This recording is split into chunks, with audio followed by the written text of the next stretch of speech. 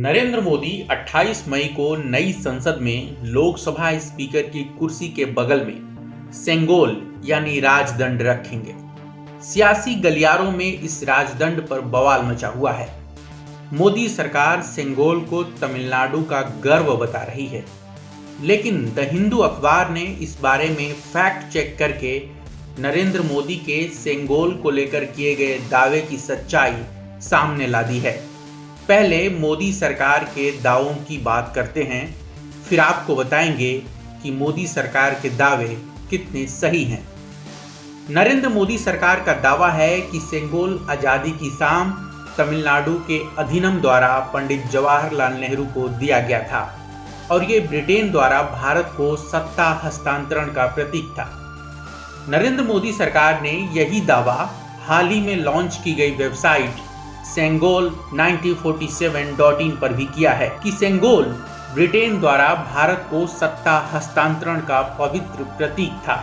मोदी सरकार का दावा है कि भारत के आखिरी वायसराय लॉर्ड माउंटबेटन ने नेहरू से पूछा था कि क्या भारत में सत्ता हस्तांतरण की कोई प्रक्रिया है। इसके बाद पंडित नेहरू ने सी राजगोपालाचारी से पूछा, जो भारत के आखिरी गवर्नर जनरल ऑफ इंडिया थे। फिर राजगोपालाचारी ने थिरुवावादुथुरई अधिनियम से इस बारे में संपर्क किया और राजदंड या सेंगोल बनाने को कहा। मोदी सरकार का दावा है कि जिन लोगों ने राजदंड बनाया वे लोग स्पेशल फ्लाइट से दिल्ली पहुंचे थे। इस बात के पुख्ता सबूत हैं कि अधिनियम के चीफ श्री लासरी अम्बलावना पंडारा सन्नधी स्वामीगल ने नेहरू को सेंगोल या राजदंड सौंपा था। इस दौरान थेवरम मंत्र भी पढ़े गए थे। लेकिन द हिंदू ने अपने फैक्ट चेक में कहा है कि मोदी सरकार के दावे के विपरीत इस बात के पुख्ता सबूत नहीं हैं कि तत्कालीन सरकार और नेताओं ने नेहरू को सेंगोल सौंपे जाने को ट्रांसफर ऑफ पावर के प्रतीक के तौर पर देखा था या मान्यता दी थी। चेन्नई में निर्मला सीतारमण ने कहा कि सेंगोल के सत्ता हस्तांतरण का प्रतीक होने के बहुत सारे सबूत हैं और उन्होंने एक लिफाफे में पत्रकारों को कागजात सौंपे। लेकिन द हिंदू का कहना है कि सरकार ने जो सबूत दिए हैं वो सेंगोल को लेकर उसके दावों का भरपूर समर्थन नहीं करते हैं।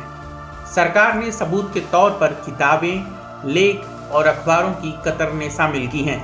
साथ ही सोशल मीडिया और ब्लॉग पोस्ट भी सबूत के तौर पर पेश किए गए हैं। द हिंदू सहित भारतीय अखबारों में नेहरू को सेंगोल सौंपे जाने संबंधित छोटी छोटी खबरें छपी हैं, लेकिन किसी भी खबर में इसे सत्ता के हस्तांतरण के तौर पर नहीं लिया गया है। न ही उन खबरों में इस बात का जिक्र है कि ये सब सी राजागोपालाचारी के दिशा निर्देशों पर हो रहा है। 11 अगस्त 1947 को द हिंदू ने इस बारे में एक फोटो भी छापी है, जिसमें अधिनियम का प्रतिनिधिमंडल चेन्नई सेंट्रल रेलवे स्टेशन पर है। इससे साफ पता चलता है कि अधिनियम के प्रतिनिधि ट्रेन से दिल्ली आए थे, ना कि स्पेशल फ्लाइट से। दूसरे सबूतों में मोदी सरकार ने टाइम मैगजीन का एक आर्टिकल पेश किया है जो 25 अगस्त 1947 का है। इस आर्टिकल में 14 अगस्त 1947 को हुई गतिविधियों का वर्णन है। रिपोर्ट के मुताबिक दक्षिण भारत के तंजौर से श्री अम्बलावना देसीगर के 2 शिष्य आए थे। श्री अम्बलावना का मानना था कि भारत सरकार के पहले प्रमुख के तौर पर नेहरू को पुराने हिंदू राजाओं की तरह सत्ता का प्रतीक हासिल करना चाहिए और वह भी हिंदू सन्यासियों के हाथों। टाइम्स की रिपोर्ट ये बात तो करती है कि श्री अम्बलावना सेंगोल को सत्ता हस्तांतरण के तौर पर देख रहे थे, लेकिन टाइम्स की ये रिपोर्ट नेहरू के हवाले से बात नहीं करती है जिसमें वे स्वीकार करते हों कि सेंगोल सत्ता हस्तांतरण का प्रतीक है। मोदी सरकार ने अपने सबूतों में फ्रीडम एट मिडनाइट किताब को भी शामिल किया है, जो टाइम्स की रिपोर्ट की तरह ही बात करती है, लेकिन ये किताब भी नेहरू के हवाले से कुछ नहीं कहती है। मोदी सरकार ने बाबा साहेब अम्बेडकर की किताब thoughts on linguistic states, Perry Anderson की किताब द इंडियन इंडियोलॉजी और यास्मीन खान की किताब ग्रेट पार्टीशन को भी सबूत के तौर पर पेश किया है। ये सारी किताबें उन धार्मिक क्रियाकलापों की आलोचना करती हैं जिनमें नेहरू शामिल हैं, लेकिन वे सेंगोल के बारे में कुछ नहीं कहती हैं। इसके साथ ही मोदी सरकार ने जो सबूत दिए हैं उनमें से कोई भी ये पुष्टि नहीं करता है कि सेंगोल को पहले लॉर्ड माउंटबेटन को दिया गया था और फिर उनसे लेकर नेहरू को दिया गया। लेकिन एस गुरुमूर्ति की मैगजीन तुगलक उन सभी दावों का जिक्र करती है जो सरकार के हैं, जिसे 2021 में तुगलक मैगजीन के एडिटर एस गुरुमूर्ति ने लिखा था। एस गुरुमूर्ति का बीजेपी से बहुत पुराना नाता रहा है। इस आर्टिकल में श्री चंद्रशेखेंद्र सरस्वती द्वारा अपने एक शिष्य को बताई गई बातों को दर्ज किया गया है। चंद्रशेखेंद्र सरस्वती श्री कांची कामकोटि पीठ के 68वें प्रमुख थे। आर्टिकल की पूरी कहानी यादाश्त के आधार पर लिखी गई है। मोदी सरकार ने एक और सबूत पेश किया है। उस सबूत का शीर्षक है व्हाट्सएप हिस्ट्री, जिसे फेमस तमिल लेखक जयमोहन ने लिखा है।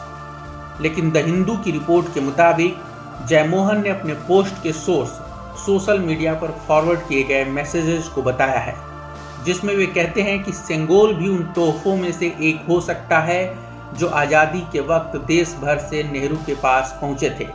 और तमिल लोगों के लिए ये गर्व का विषय है कि शैव मठ का एक तोहफा नेहरू के पास पहुंचा था। मोदी सरकार के सरकारी दस्तावेजों में तमिलनाडु का 2021-22 का हिंदू धर्म और चैरिटेबल विभाग का वार्षिक पॉलिसी नोट भी शामिल है, जिसमें सेंगोल को ट्रांसफर ऑफ पावर का प्रतीक बताया गया है। लेकिन इस बयान के बारे में द हिंदू की रिपोर्ट कहती है कि जब अधिकारियों से इस बारे में 25 मई को पूछा गया तो वे स्पष्ट नहीं कर पाए कि उन्होंने किस सोर्स से ये लिया है और लिखा है कि सेंगोल ट्रांसफर ऑफ पावर का प्रतीक है। बाद में तमिलनाडु सरकार के धार्मिक विभाग ने 2022-23 और 2023-24 के पॉलिसी दस्तावेज से सेंगोल को सत्ता का हस्तांतरण बताने वाले बयान को हटा दिया है। इस रिपोर्ट में हमने द हिंदू की जो पूरी इंग्लिश की रिपोर्ट थी उसका ये मैटर हिंदी में आपको बताने की कोशिश की है।